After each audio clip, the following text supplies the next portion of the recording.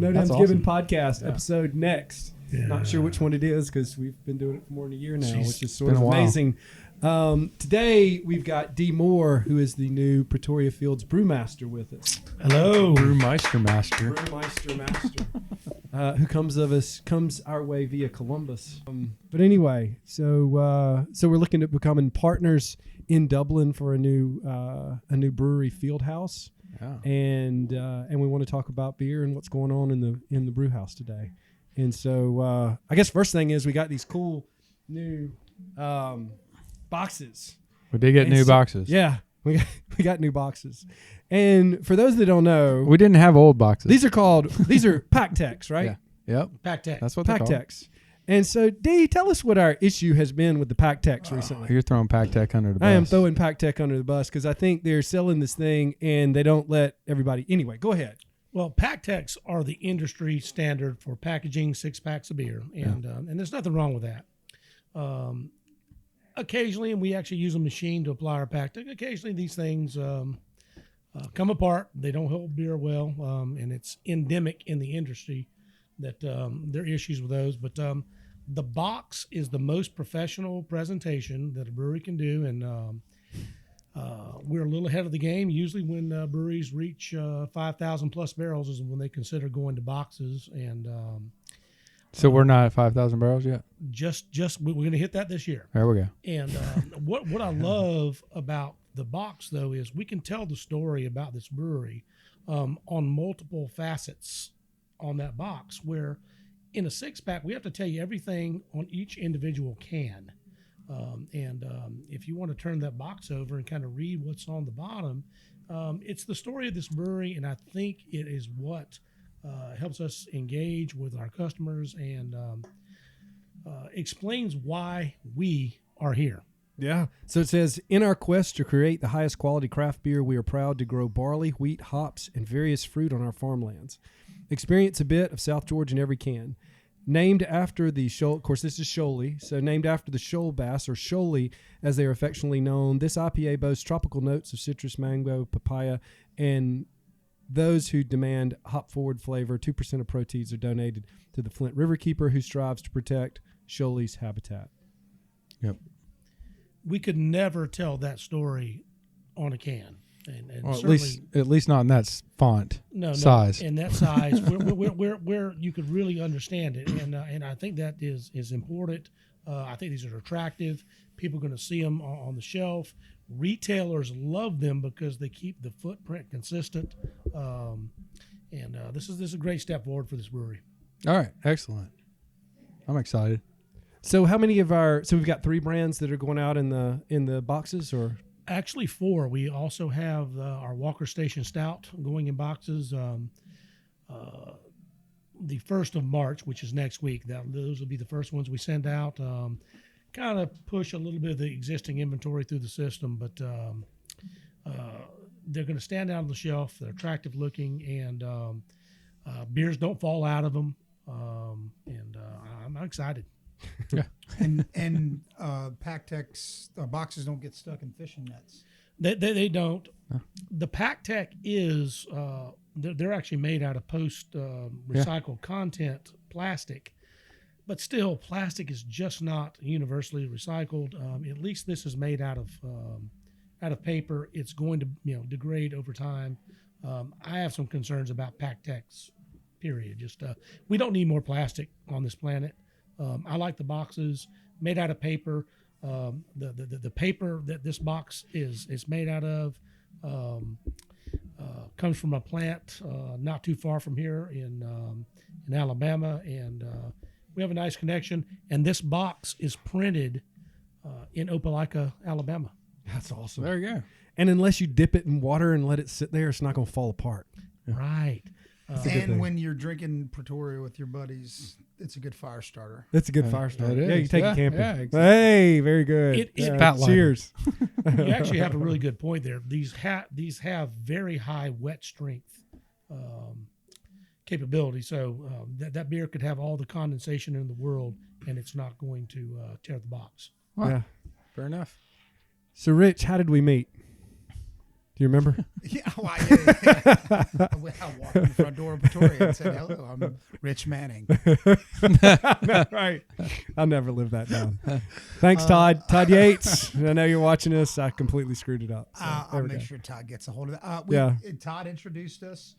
He's like, "Hey, man, I got a friend. He got a brewery, man." No, Benny. So I hadn't seen Todd, who's one of my fraternity brothers, in, I don't know, few years at least, and see him at the Georgia game, and he's in the trash business, and we get to talking, and he goes, "Man, we need a brewery in Dublin bad." And that's how it started. Yeah, He basically grabbed you by the shoulder and grabbed me by the shoulder and said, let's do this thing, or let's meet. Let's talk. Yep. Andy and me, Todd, and James Lanier, and Andy came down, my general manager at Company Supply, Yeah. and hung out. We were already selling your beer. Yes, I sir. think that's what kind of triggered crap, that's a good idea. Yeah. The cool thing was that it happened organically. Like, there was no real meeting set up, and Right. Todd was like, "Hey, come! I want you to meet Trip and go check out what they got going on." And Well, I think you had talked about, y'all had thought about doing this. I mean, like a lot of people. So brewing seems fun, right? D, is brewing fun? No, I wouldn't say it looks fun. I don't know. It does look fun. I think it looks fun. it is. It looks like work with the It end is. result being fun. Yeah. So It looks like fun. so man. what It was is, your it previous job was in finance? Yes, I was a financial So what's more advisor. fun, financial advising or brewing? Spreadsheets. Let's see. We just had two of the worst days in the market ever. I'm really enjoying being in a brewery. No, make no mistake. No, it is fun. I mean, it is work. It's a lot of physical labor, and it's actually one of the reasons I'm in this business. I kind of enjoy that, and I don't like sitting at a desk all the time. I like being out working and putting my hands on things, and yeah, it's fun, and it's everybody's concept about what we do is very different from the reality. I tell Oh people, yeah. Oh no doubt. generally I tell people I'm a janitor with an MBA, and it is. So most of brewing is cleaning and sanitizing things, but that's part of the process. And there's not any day that I would prefer to be sitting at a desk, looking at a Bloomberg terminal, deciding. Whether I need to dip a toe with a client's money in the market. This is much more. It's much more enjoyable. I get a lot of satisfaction out of being creative, and we get satisfaction out of your Out of your creativity. creativity. if you get Maybe creative- that's the reason I love it, is because you're good at it. That could be a little bit of transference and you there. can't go to jail for being creative and brewing beer. That's You true. get creative in the financial market, you probably Well, Hey, you're giving me a little bit of trouble. You're right. Bernie Madoff proved that your account doesn't exist.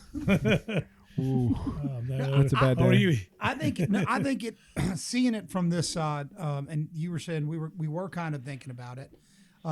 It looks like it's hard work, but look, as a culinarian, my life is about things being not the easiest and never really being the same. So you can build a menu and build a plate, but every day is different, right? And so the cool thing that I got to see is that today, walking around with D, it was it's systematic, but there's always things that could happen.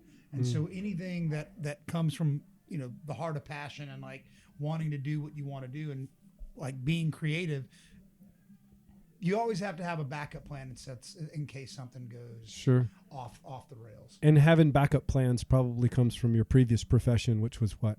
So, I was in the military.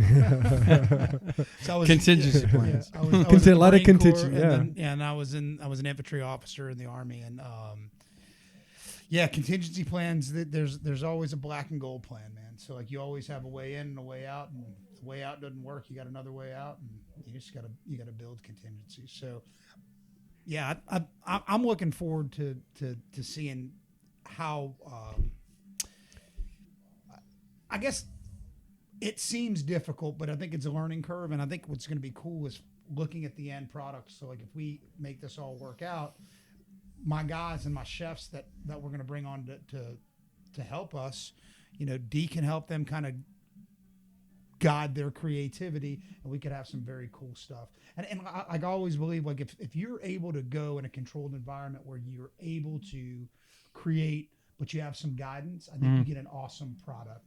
Sure. You know, you don't want some crazy guy just putting jalapenos in socks and beer. Yeah, exactly. It's not going to work. Is that wrong? So With the socks part. I don't So- know. Terrapins puts bats. Don't they put bats in one of their beers? bats. No, like baseball like bats baseball or- bats. Yeah. I think Terrapin drops some wood from the baseball. Is that, They did is that okay?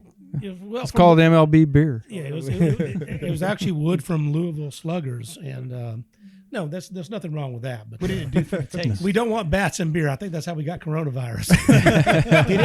Did it taste like pine rosin? no, because obviously that's a very, very hard wood. Yeah, they taste like corks. No. Then we'd know somebody's It, cheating. it was a very bland wood flavor, but hey, I give them credit for trying. And, Well, Rich, are you alluding to the fact that you're going to pair the menu to some beers and Oh, so yes, I'm not alluding. I'm being the creativity that I look for in my guys is to kind of fit themselves within the parameter of the menu that we decide works. Okay. Right. Yeah. And then so I've already got a couple of guys that I've talked to about wanting to be involved on that side of it, and so they'll leave the restaurant. We have a pretty creative menu now. What I think I'm not going to do like a crawfish flavored beer, but yeah, like, I think doing things that match and have a good and they pair with them. that pair, and I think that we can take some, like, something that hit me, like satsumas are one of the best tasting fruits in the world. Sure. They taste different. Like, if you don't know what a satsuma is, they're a tangerine, but they taste different than a tangerine. So for me, if Dee could teach us how to make a satsuma, freaking. We've had some beer. Satsuma beers. Yes. Oh yeah. Yeah. Oh yeah. Yeah. Yeah. Through here? Yeah. Yeah, we've had 30 plus different beers, and a lot of them, most of them have been fruited.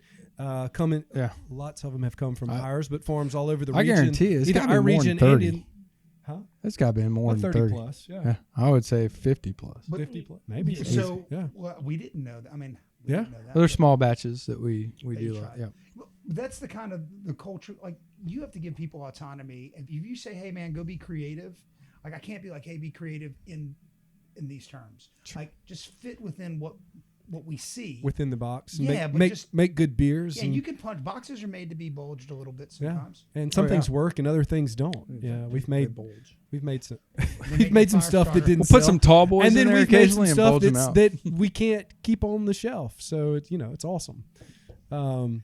A new opportunity to be creative is refreshing. So I think that'll be cool. Well, so I really think your story's cool. So you came out of the military. How did the chef thing? You've told me the story. I just want everybody else to know it. When I was taking a leak before, I was like, what if they asked me about my story? How do I make this into a 4-second blurb? Yeah, we got plenty of time. You got plenty of time. Yeah, man. Yeah, that'd be 4 seconds. So my dad is from, his family's from Calabria, Italy. Yeah. And my mom is from an old French Louisiana. They met in New York, and Italians and Louisiana folks, French, and the Cajuns, they're very similar in the way that they feel about family and food and like the intrinsic values that you gain from being around family, right? Yeah. And so it was a big part of my life, like, the arguments with 42 of us around an 8-person table in a 12 by 12 room. Sure. It was the way we no matter how life turned or faded, my family was always a very important part of what we did. And Thank you. my brother married my sister-in-law my junior year of high school. And she gave me Real and Rustic by Ermal Lagasse. And I remember that was a present that I got for Christmas. And so when I went to college, I went to Louisiana Tech first, and I went up there, and one of my fraternity brothers owned I always knew I wanted to be in the food business. Mhm. I just thought it was cool. I grew up in New Orleans and Ponchatoula and St. Tammany and Tangipahoa parishes. It was a big part of the way we are culturally. Like, eating out and eating together is just a big part of it. And so I always knew that I kind of had some idea to get into the food business. I didn't know how I was going to do it. My dad had a pizzeria or something in a bowling alley once, and if I'm not mistaken, my dad had a nightclub and my mom worked for him. Like, so it was kind of we were always cooking something up, like it was whatever. Long story short, I go to work for my fraternity brother. Thank you, Todd Bromell, if you ever hear this, who owned a little gourmet sandwich and potato shop.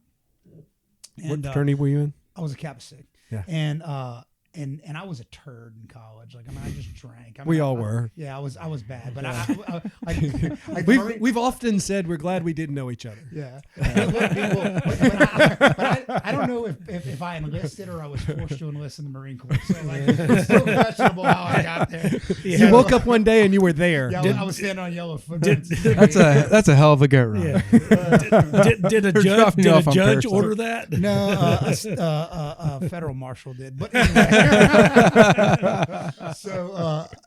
So I was working for Ty, and he was cool. I remember that it was like, hey man, just like do something cool, and it was in this old antique store, and so all these like blue-haired chicks would come in, and they'd be like getting their little trinkets, and then be like, we need a goat cheese and Gruyere and bacon potato, because we're eating healthy. Yeah. And so it was like bacon Gruyere. Well, yeah, it's healthy. Well, because back in the late '90s, like potatoes were the thing because everybody thought that they were good for your health. Yeah, they're tasty, but I don't know if they'll make you skinny. And no, they're not gonna make you skinny. So all these. So I started like really like enjoying just the ability to listen.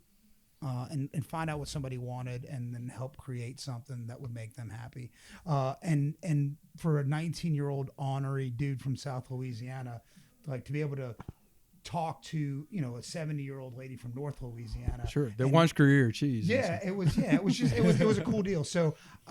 So fast forward, Firewatch, and in the Marine Corps, we used to carry around these camouflage books that were about this size. They were like an A6 size, like 5.5 by 7.5, and they were camouflage, and they called them knowledge.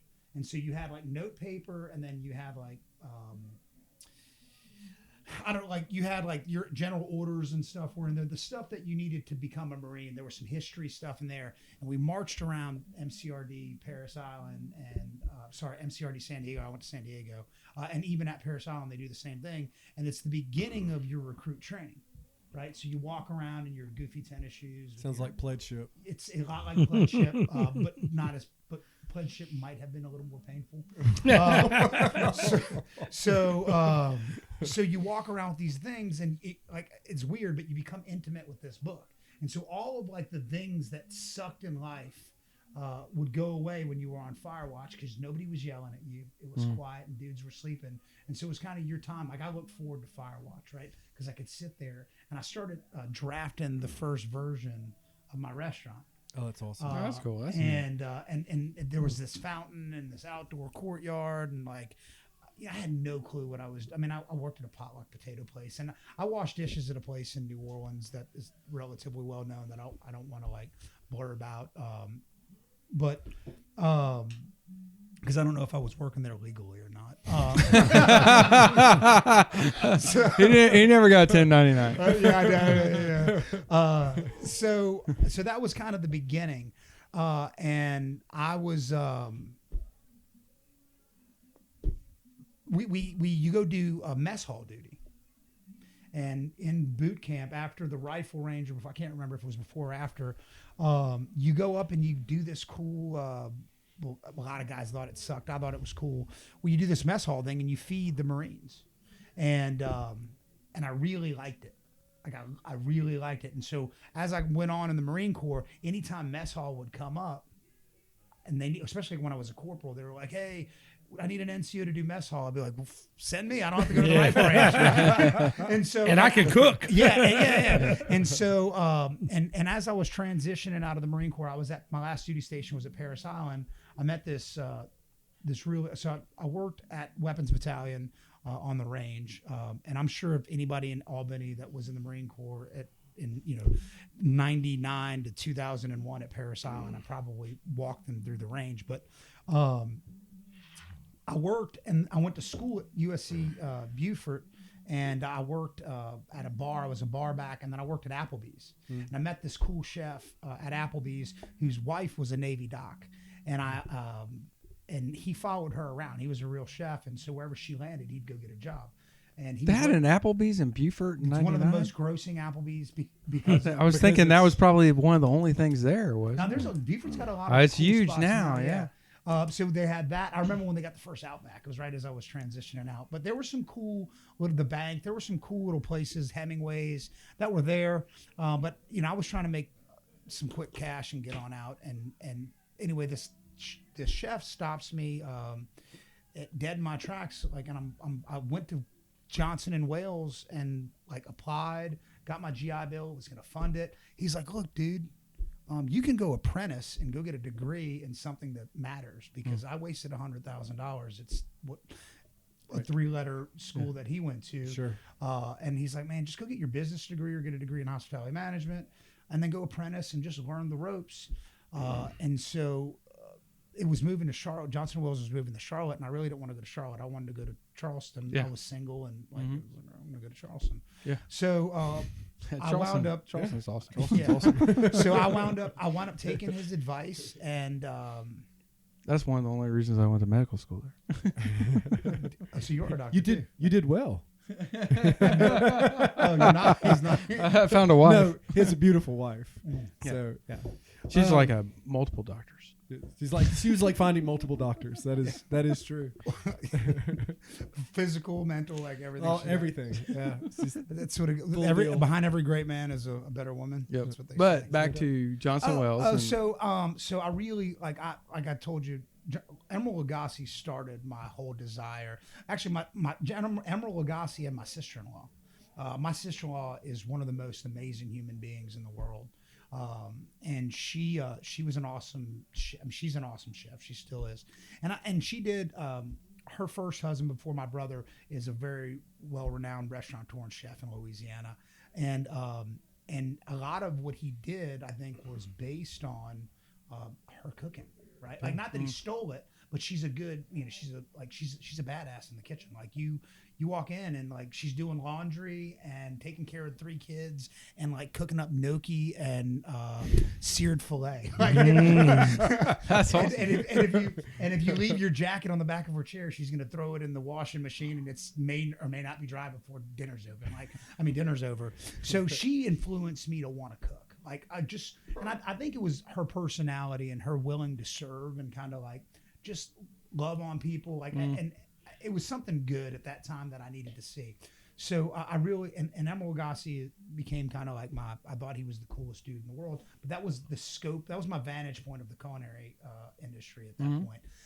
And then there's some other great chefs that as I've gotten older that I was like, those dudes are awesome. And Emerald Lagasse went to Johnson & Wales, which is why not only was it Charleston, it's where Emerald Lagasse went. Yeah. And I remember being in the Marine Corps in Beaufort, my friends would come over and they would always expect me to cook something up. And it started, and this thing kind of happened. So I got out of the Marine Corps early on an early out, a 3 months, they called it a school cut, 60 days.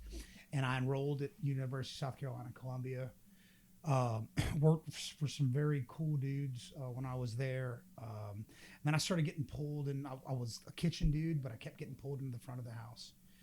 Everything's, you were a Marine, you can manage stuff. Yeah. Well, yeah. Or punch With people. yeah, exactly. With or without firearms.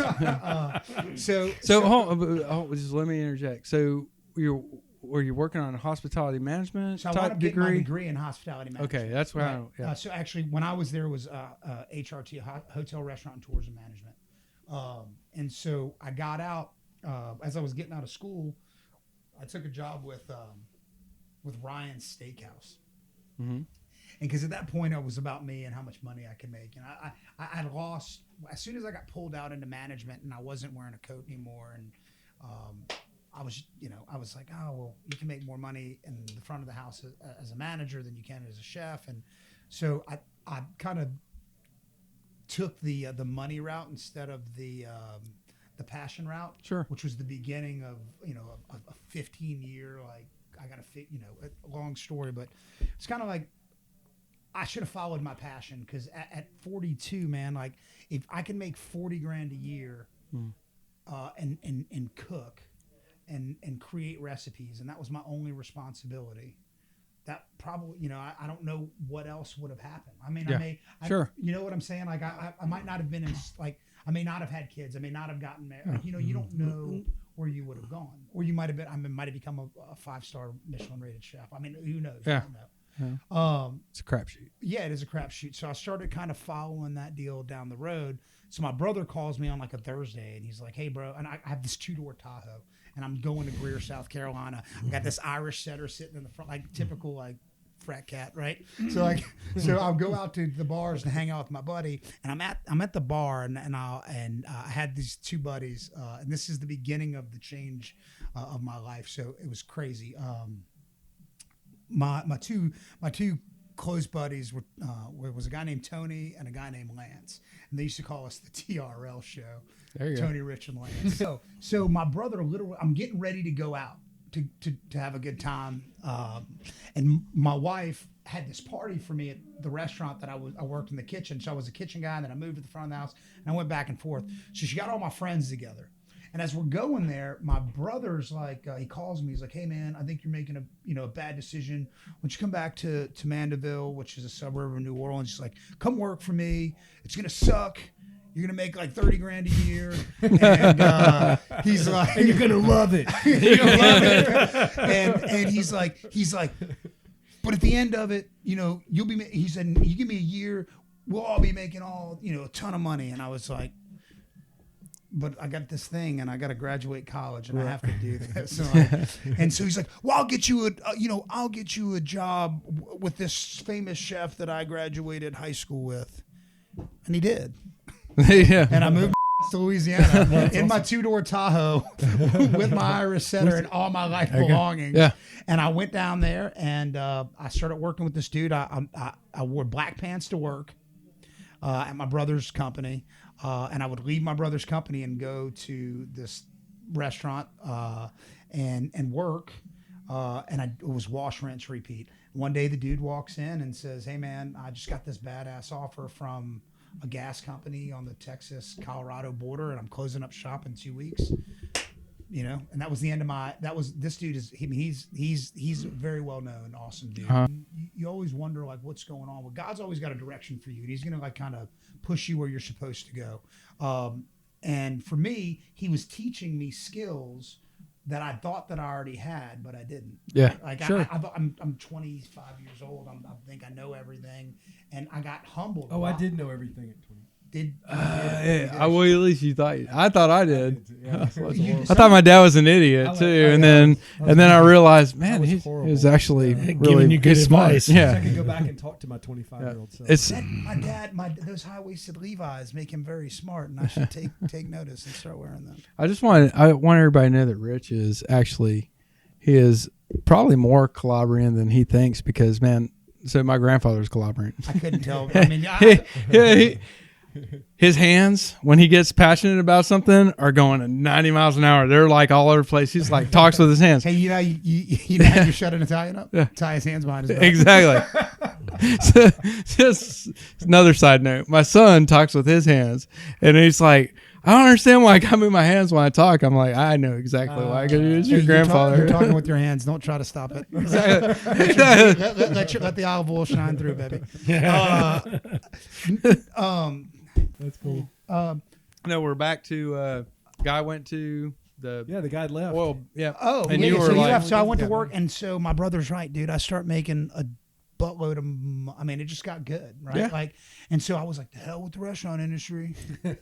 Well, I'm white knuckling home from Charlotte every day, and I'm still doing stuff. I'm doing like 200-person crawfish bowls. I flew out to the fish show, and my brother in Indio, California. Me and my brother did a catering for like 10,000 people, jambalaya and gumbo out in Indio, California. It was amazing, and I went out there, and I already was kind of like my brother.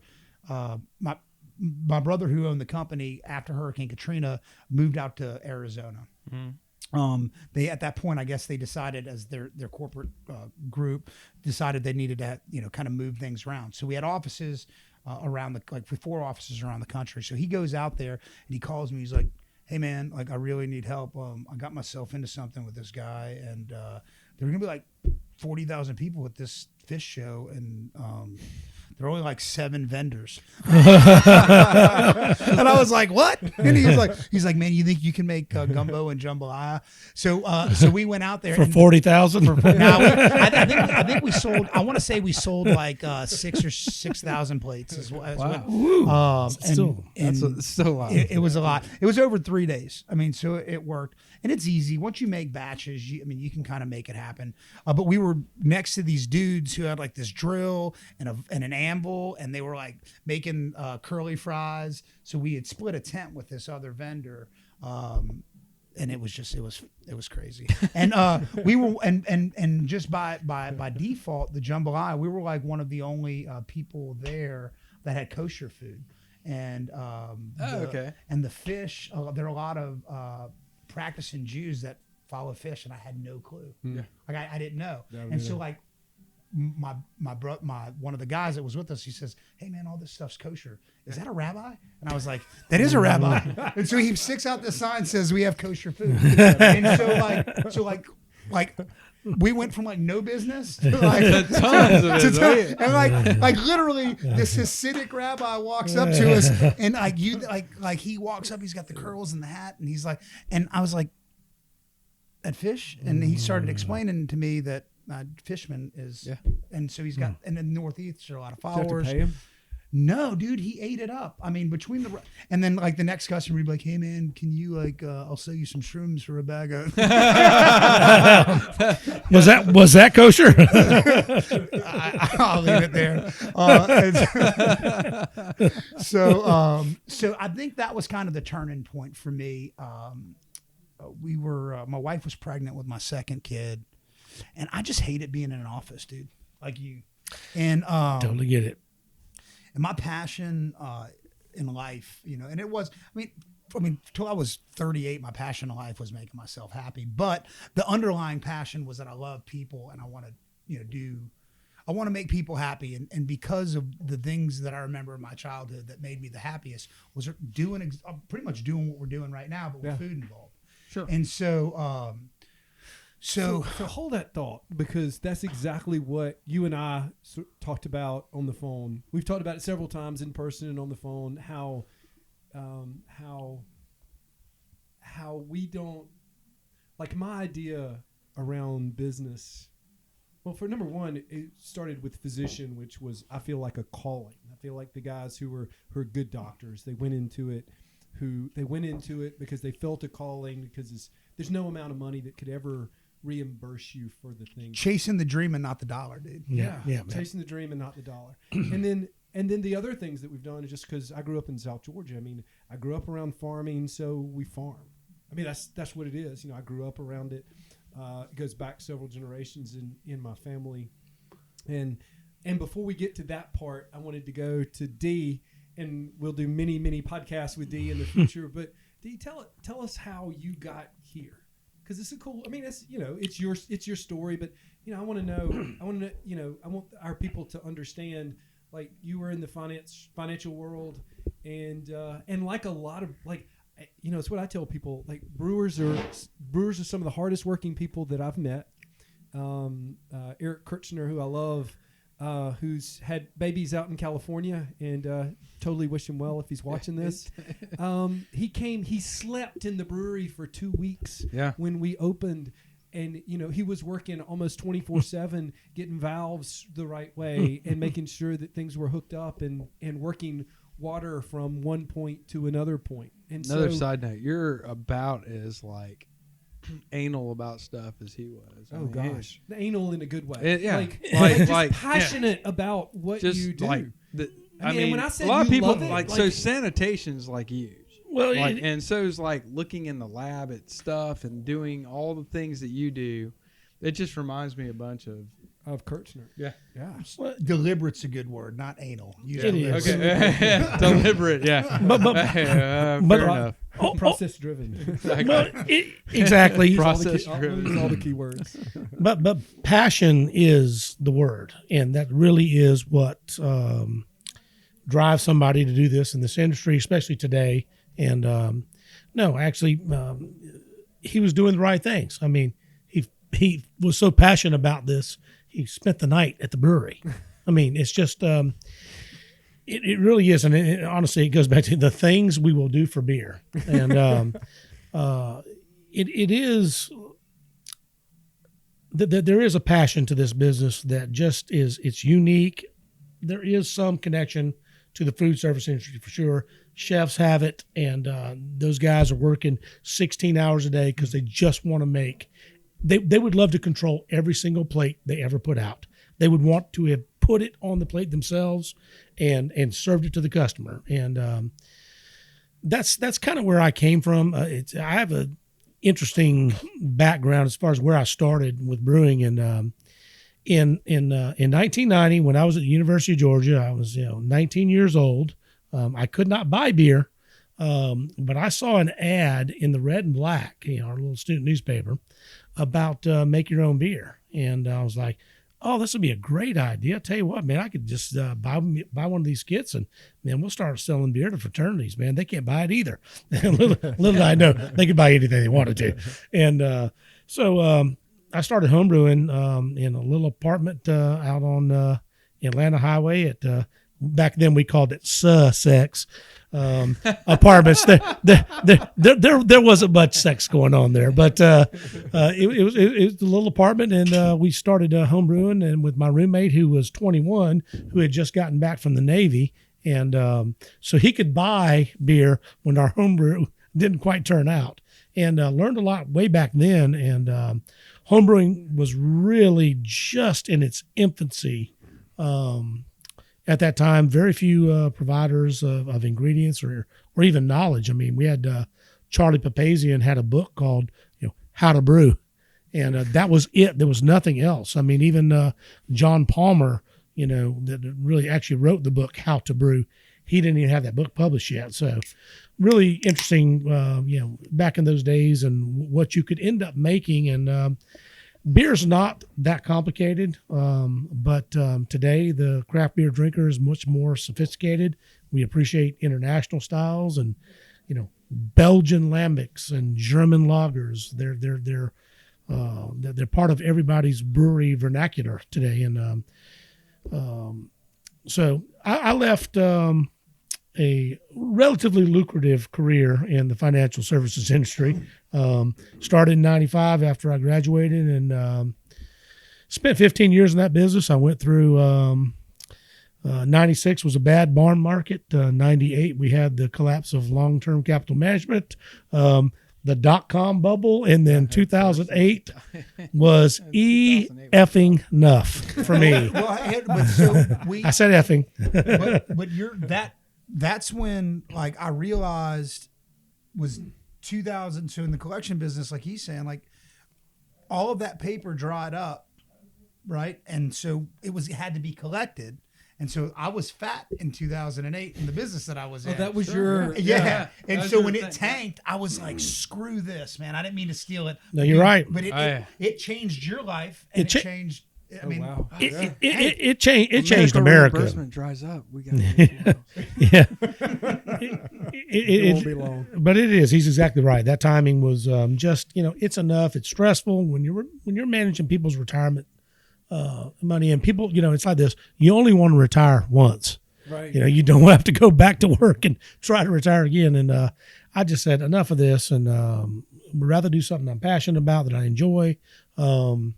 And I certainly What believe. year was that? If I don't, I mean, it was after 2008. Yeah. 2010 was it, and I left them. I essentially moved my book of clients to another financial advisor, and said, "Good luck. I'm getting out of this business." And what I actually ended up doing is funny. We have a kind of a connection here on the food service side. I was a competition barbecue guy for a long time, and I actually opened up a barbecue food truck, and I was successful. I did it for 4 years, which if you're doing any restaurant or any food service, anything, if you can make it 4 years, you had the right concept. And I had a barbecue, everyday barbecue food truck, but I also changed the menu up each day because I was actually parked at a brewery and providing all their food service. So I was unique in that I had the barbecue was my base, but I changed the menu every single day. I made shepherd's pies. I did Kentucky hot brown sandwiches. I just changed the menu each day. I did tacos every Tuesday, and it was letting me get those kind of creative juices going again. And then I was thinking maybe I'm going to get back into brewing, and so my food truck was called D's Butts. And and I promise you, there isn't anybody in Columbus, Georgia, that doesn't remember D's Butts. And it was great, and had a lot of fun doing it. Yeah, and but I ended up. Thank God you didn't have a pecan. Yeah, yeah. So you went from there to Omaha? Is that how you got there? I did. I essentially the founding brewmaster of Omaha, Nick Fowler. Kept telling me with the food truck, because he was buying food from me, most evenings. And he's like, D, I'm telling you, I asked people around town and said, who's the best home brewer in Columbus? And they say it's you. And I was like, well, that's great, but I don't think you can pay me enough to go to Omaha. And says, well, I know I can't, but you're going to want to do this. You're that guy. You're going to really enjoy this. And I was like, well, maybe I'll see. And that's what we told you. Yeah. Hey man, can you be the best brewer in Dublin? No, but you can, and I'll guarantee you will be. It's just commitment to process, and a lot of it is hard work. It's I told this to Tom. I said, and I think I may have said in the meeting, you do not pay me to be your brewmaster. You pay me to give a damn, and giving a damn is the most important thing. Where, I have to be paying attention to every single thing at all times. I have 999 ways to get this wrong. I have one way to get it right, and it's unique in most professions where you strive for perfection every day, but you'll never reach it. Yeah, it doesn't exist. And one of the things I loved about you was your passion about what you're doing now, but also your vision about what you want to do in the future. And so Dee wants.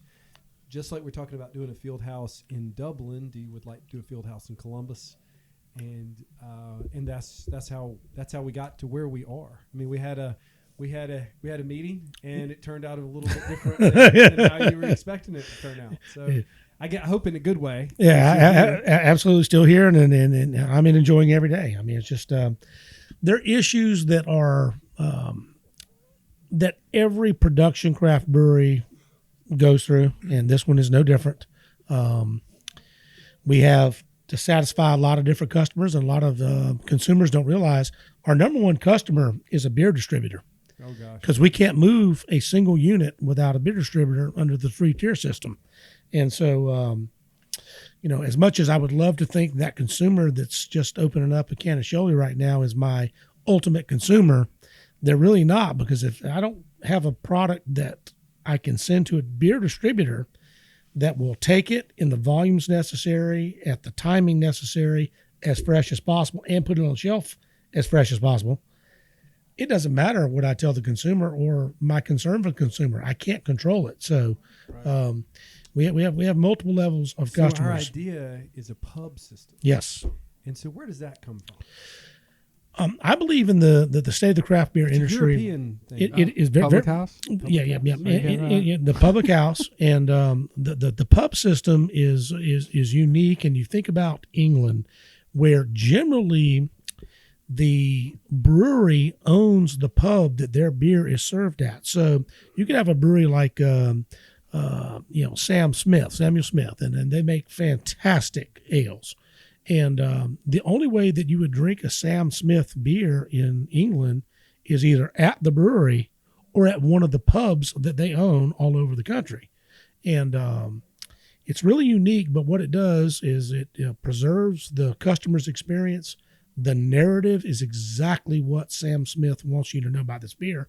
So it's not like walking into a Taco Mac where they have 300 different taps from different manufacturers. Love Taco Mac, though. We do love Taco We Mac. love Taco Mac. We do love Taco Mac, and we sell Taco Mac. Corporate people are listening. We love you. It is, and we sell a lot of beer there. But It's just very different. but the pub system is, only one manufacturer is represented on the tap wall, and it's very unique. And I believe this is the pub system the English are getting away from. Yeah. And the Americans are finally. The Americans are We're embracing. but the Americans are embracing it. And there was a time in America where the pub system was embraced. You could go to a place that only served old Milwaukee beer, and that's it. Yeah. And they were actually owned and relatively controlled by the brewery. And certainly around 1900, that was the way things were. But I believe that concept is coming back. The advent of tasting rooms for breweries and satellite tasting rooms for breweries, it's occurring out west in a lot of interesting ways. You're going to be able to go to this concept that's going to have every beer that you're going to want to drink at that location. So, yes, pub says feedback. Yeah, I don't know. I'm looking at the producer now. I got a little static. We got static. Right. As soon as we say it, Not it's so gonna- much here.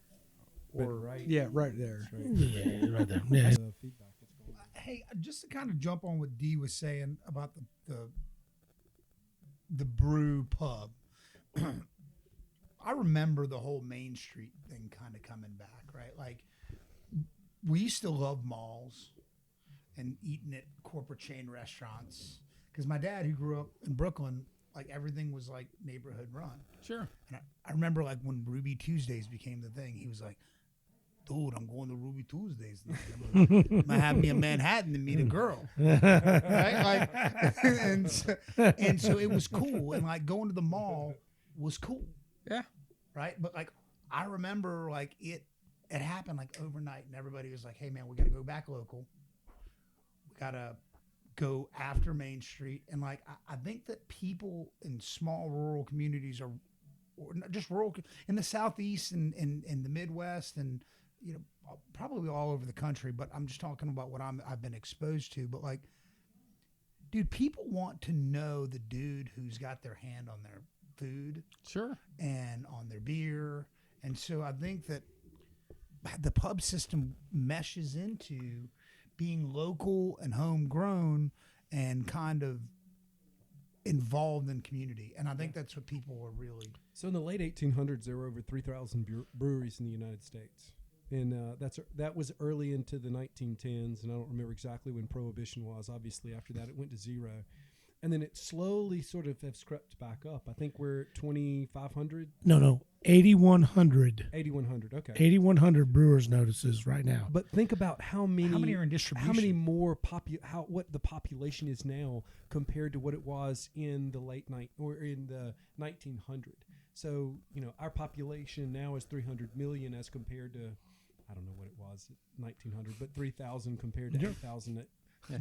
Didn't 150 million people get killed by gun violence from 2000? According to Joe Biden, yes. Yeah, I think he was a little we only off. lost half America. Joe's a little off. It hit me. I couldn't hold it. Joe's a little off on his math and a little off. As long as you're not a Republican, you can say whatever you want. As long as what? As long as you're not a Republican, you can say whatever you want to. So, but like, I don't know. I grew up on a block. We had a local butcher shop on that block. Yeah. We had a local grocery store on that block, and there was no reason to go to any other block because, this is not a huge town in Pennsylvania that I grew up on, and then we had a local brewery. Yeah. Yeah, and that's what everybody Is it a supported. Hosey? What? A Hosey? A hosey. Yeah. So We didn't have a hosiery. That was Joe Namath.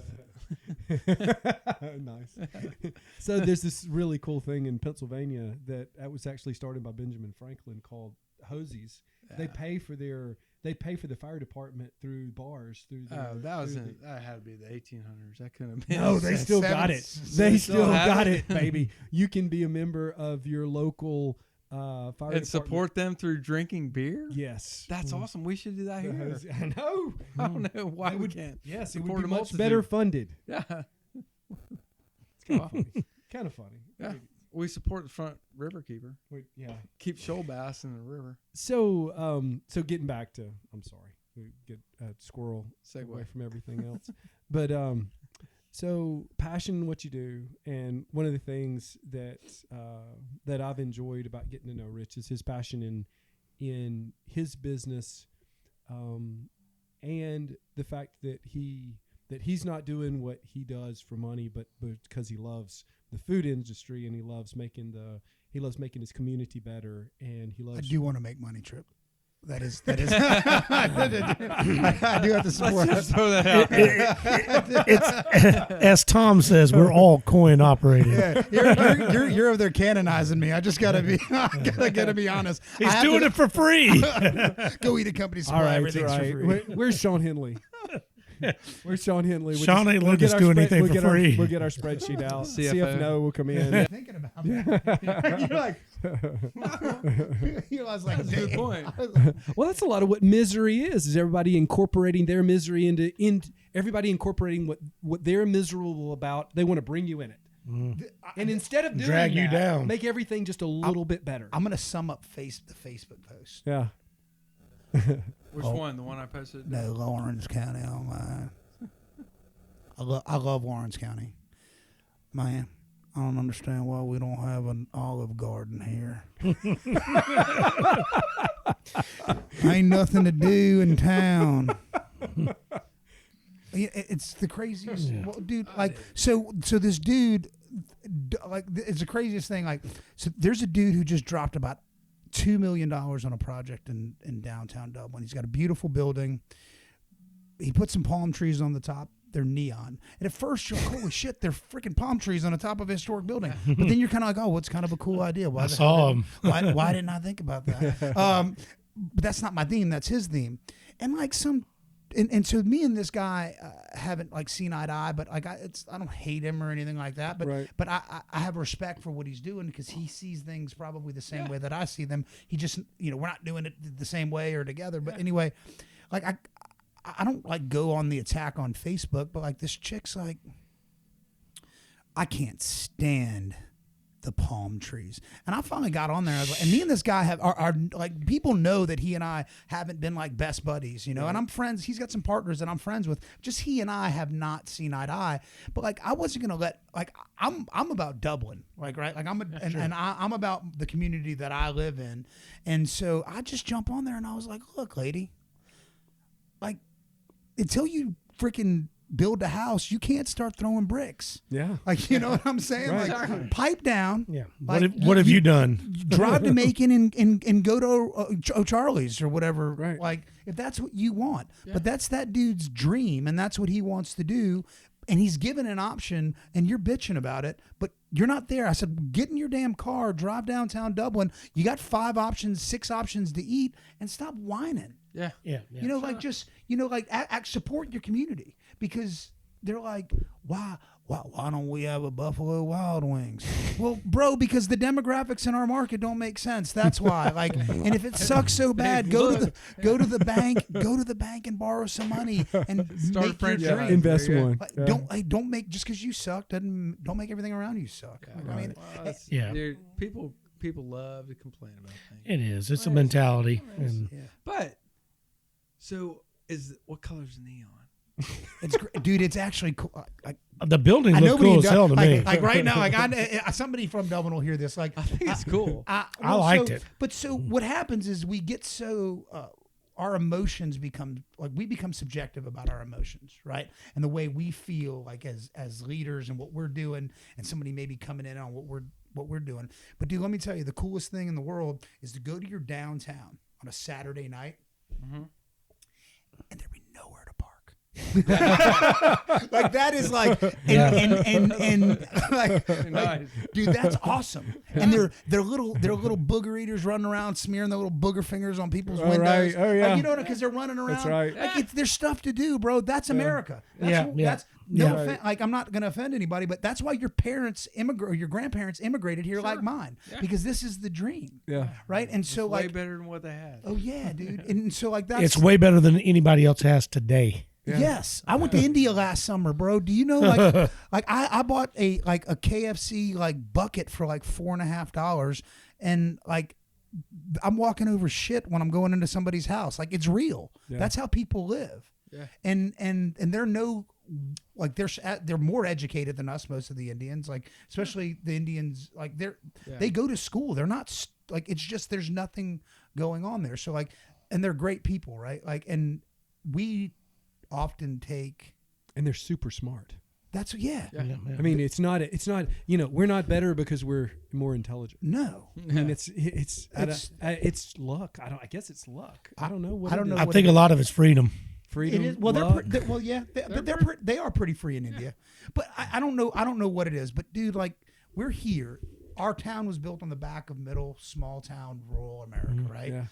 And I feel, and you asked me, and this has been a long diatribe on like how I think you guys get that. And I think that for us and what we do at Company Supply, like my logo is honest food made daily. I bring in, like, I don't lie about what we do. Like we use no hormone, no antibiotic food. But dude, I have three items that come in frozen because I can't get fresh raw tuna off the boat into my restaurant to be able to plate it for you for $20. I can't do it. Right. And you're not going to spend $39 for it. I'll drive to Darien and go get it, but you're not going to pay for it and it's going to get ruined. Right. And so if you ask me something about my menu, it's about the truth in menu. Sure.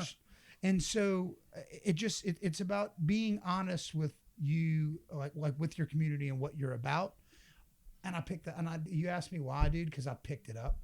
I mean, I was a reconnaissance officer. I watch people do stupid shit all the time, and and like I'm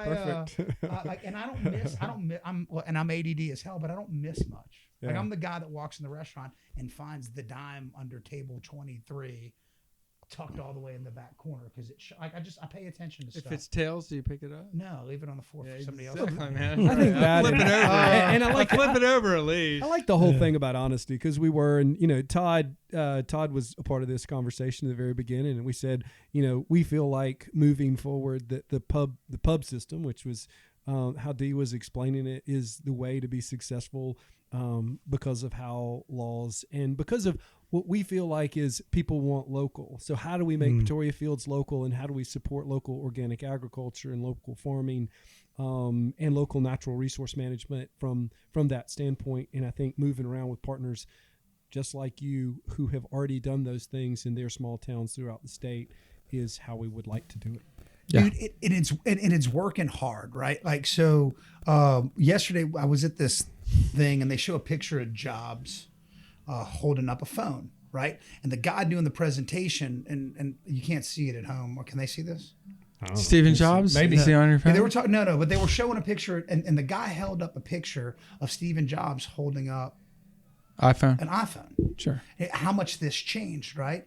And so honesty and what the way we think about things is changing, right? And so this makes us be able to do more, eat more easy. But the things that keeps us together, why do people stay together and love each other in Italian American families? Because everybody was working their ass off trying to make a good life. Yeah. Right. And then and we've gotten so large in the way we think about things. It's okay to make money, but we want to do it faster and easier and more efficiently. And so the us gets taken out of our business sometimes. Like the businesses that make sense to me, that do the most, are where the dudes and the girls that are doing it are in there sweating their off, or at least putting their mind behind the people that work for them. They're in their businesses, right? You have to do that. And the small pub style is attractive too, because the big boys are going after major licks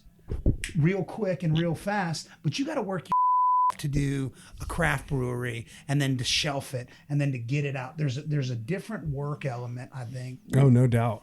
And What do you think, D? way Does it work? I'm not talking It is, crazy. but it's honest work. Like the restaurant industry, I mean, you end up with a product that you can be proud of. You can see the reaction on people's faces when they taste your food or drink your beer, and you've made something that's at least had an impact. Yeah. And I think that's going to be the compelling story that we're able to tell going forward. Yeah. In both of these businesses. I just got one question really quick. Okay. Palm trees, neon. They're pretty awesome. I know. They're on top of a see- building On in top of Dublin. and they got I saw them and I was like, that's a place Have we're you going to go next seen time. Crockett and Tubbs up there? Yeah, they have a Ferrari Testarossa on top of the building too. Dude, I don't even know how they get up there, but You have I'm to wear thinking- you have I'm to wear a thinking white coat with a turquoise linen T-shirt pants, underneath. Yeah, exactly, dude. Linen. Hey, will you get rid of all the cuss words, please? Because my wife will kill me. Hey, no, but no, it's the palm trees. The palm trees are awesome, and the cool thing about that is, like I said, on Saturday I drove past work. I was off. I took the week off to take my kids on their winter vacation, and I was gonna go into work, and my manager's like, "Look, dude, we're already slammed. I don't know what you'll do to help me out." Blah blah blah. But so I drove around, dude, and every business downtown was booming. That's awesome. That's I mean, awesome. that's great. And- What and- more and can you ask? You can't. And so now we go throw a nano pub into it.